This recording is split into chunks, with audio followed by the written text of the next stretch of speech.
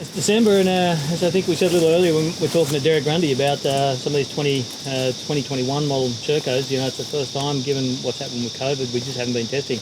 There's been no launches overseas for a bunch of the European brands, and the guys here in the state just haven't been able to give us opportunities simply through the border closures. But really cool to be here today, here with former pro riders. Thank you, Andy. Yeah. Thank you, Andy. Pushing 80 kilos now, but but great to get the boys out here. Really experienced. Scotty Keegan and Damian Smith, who've you know, been at the forefront of the off-road scene in Australia for a long time. You know, guys with nothing to prove in their careers. They haven't gotten signed contracts, so you know, they're the kind of guys that are going to give completely candid feedback about these bikes. And you know, they jumped at the opportunity to come and test these new Shercos, because Sherco's really been making some waves in, you know, in racing circles, whether it's you know, enduro, hard enduro, even desert now. They're doing particularly well, as well as their trials range. You know, winning world championships. But I think a really interesting thing about these Sherco models is that they've got a standard, which they call racing, confusing as that is, and their factory model, which is the up-spec model. So that's not unusual. Beta does that. You know, KTM does that. There are other brands on the market that do that, and you get a premium and some extra bits and pieces. But the interesting thing with Sherco is that they sell somewhere between 2 and 3 times as many of that up-spec model as they do for the standard racing model. So we have the opportunity here today, you know, to test these things back to back. We had a 250 2-stroke, a 300 2-stroke, and a 300 4-stroke. Just the 250 2-stroke was the racing model. The other two were factory. But big differences in a nutshell, boys. You know, obviously the Kayaba suspension, you got, you know, a different seat, you got some extra braking bits and pieces, some exhaust that you get on these bikes.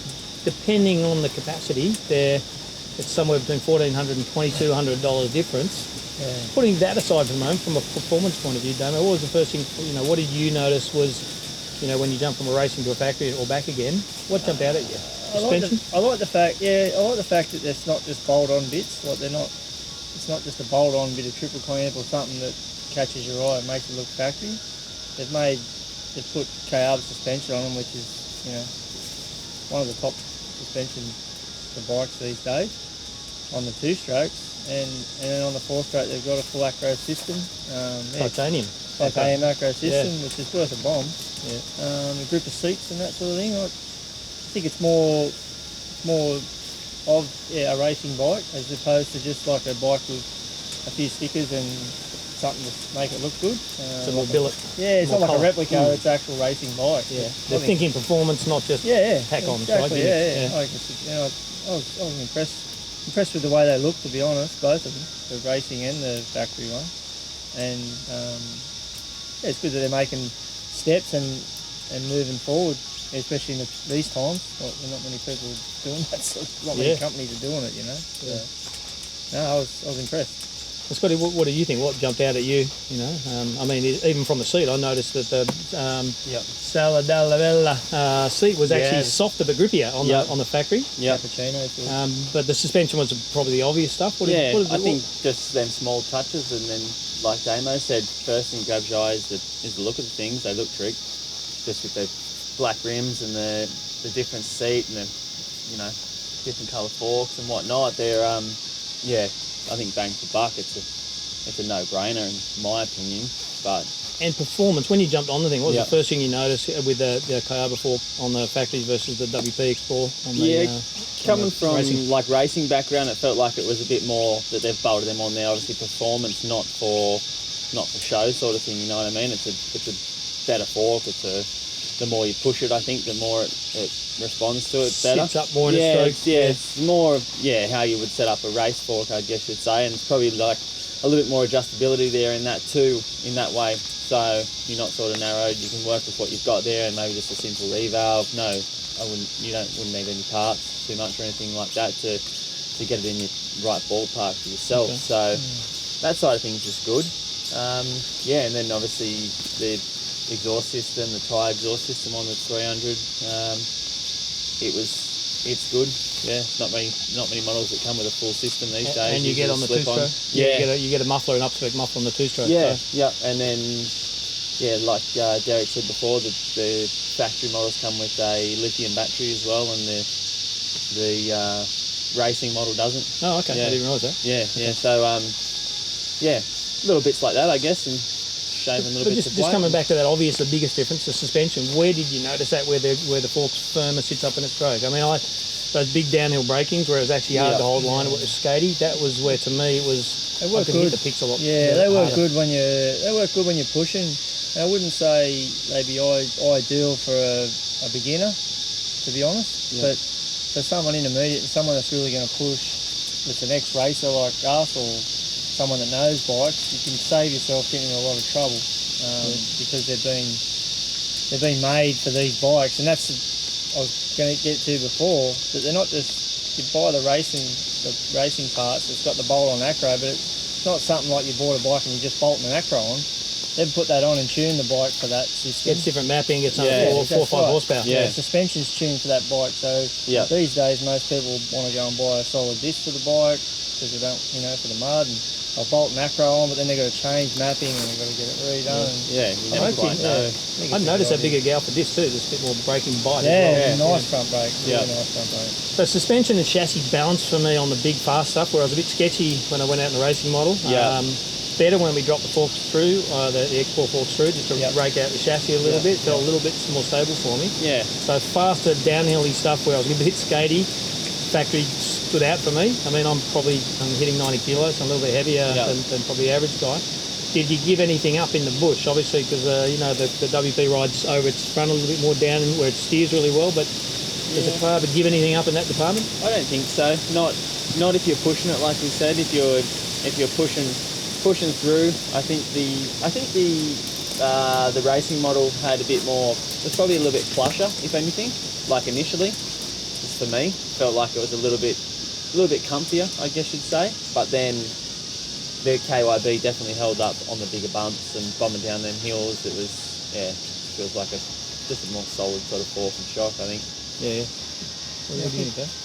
I think from what I see from the outside in, these days the Kayaba seems to be the premium suspension to get on a bike these days, aside from the WP stuff that you can buy that's, the cone valve or whatever they call them now. But there's a massive price involved in them, it's whatever that is. So you're starting with a great base that you don't have to buy inserts, and you can just get that valve. You like getting a Yamaha valve or bikes that run good components. Yeah, you customise it to yourself. And they've all, I've rode them off and on for years with the magazines and that, and they've always been a really good steering bike. They've never been hard to steer. I remember the first time we ever tested them, these things steer so good, and they haven't changed that. That's why I thought we put the forks through a bit, because they do steer too good sometimes. The raking them out was good, but it's just a nice firm, honestly a really nice firm feel with the Kayaba, like it's the more we rode, the better it got, Yeah, I think so. Yeah, the rougher it got, the more we started getting comfortable on the bikes and started to push them down the downhills. I know definitely, like on the 300 4-stroke, I started pushing that down the hills, and it was I could just find I could get into those pinches a lot better on the because the fork was riding a lot higher in the stroke, not sitting on its nose all the time, just dive bombing down, waiting for it to settle back up before you could turn in on things. So just little things like that, and like Damo said, it's just a better base to start with. No need to look at making any changes straight out of the box. And the two-stroke's got the ignition switch. I was going to say, that's something. It's a really good thing. It's something common to both of them, and it's a real, like I even did some runs up and down the road here. I could feel it obviously in the bush, massive change. Yeah. It's something like, I don't know, Chalk I want and to say cheese. it feels like 10-20% of power difference. Yeah, for sure. And you want it to be chalk and cheese, because you don't want to have something that you go, is that doing anything? And actually you go bang, Yeah. bang, I think that's good. They should do that. So depending on the model, somewhere, as we said, between $1,400 and $2,200 difference. Does it surprise you that Sherco is selling significantly more of the up-spec factory compared to the back? Not at all at that price, because it's a no-brainer really if anybody knows how much an Acropovic system is, or to try and source another fork at least, you know what I mean, to try and bolt a KYB into that thing, and it'd be a nightmare. So for that price, it's a no-brainer really. So the guy that's buying a bike with the intention of making it better, they'll buy the factory. But for the guy that's buying with the intention of just buying a bike and just wants to ride it every couple of weeks, he'll buy the racing and never do anything to it. Yeah. And just never ever bolt nothing on. He don't care. So they shouldn't be able to look for the racing because they are significantly not at all. cheaper than they're sort of similar around beta pricing, the racing model, and they come in significantly grand 1,500 cheaper sort of KTM and even more compared to Husky. So they're pretty keenly priced. A lot of people buy bikes and won't touch them for years. Just ride it every now and then. Happy days. Some guys want to make it better and want good bits. And, for sure. Well, now the racings look like the factory. You've got exactly the same graphics and everything on it, so you can almost pretend you're up there. Last question, boys, is your favourite bike out of the three that we had here today? For me, I really like the 252 stroke, to be honest. The racing one. Down spec, the racing. Well, it's down spec, but I'd get the factory one. So I think that engine for me at my age, and it hasn't got the top end that the 300's got. It's not crazy fast, but you could have a lot of fun on that. It'd be like between that and the 300 4-stroke. It's just a fun bike. Heaps of power, but not too much, you know what I mean? Yep. And I just like a nice clean 52 stroke like that is just a really nice engine. Beautiful jetting too, huh? Yeah, really good jetting and everything. So, and the fact that a lot of people, the EFI bikes are getting a bit better, but a lot of people aren't really liking them that much. Well, you can get what you want with that.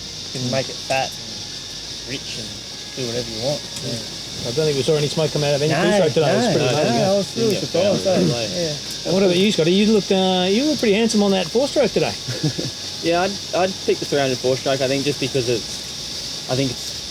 more versatile everywhere, place to place. So I'd go that because you can still chug the thing along and it's still like to be revved. So that'd be my pick.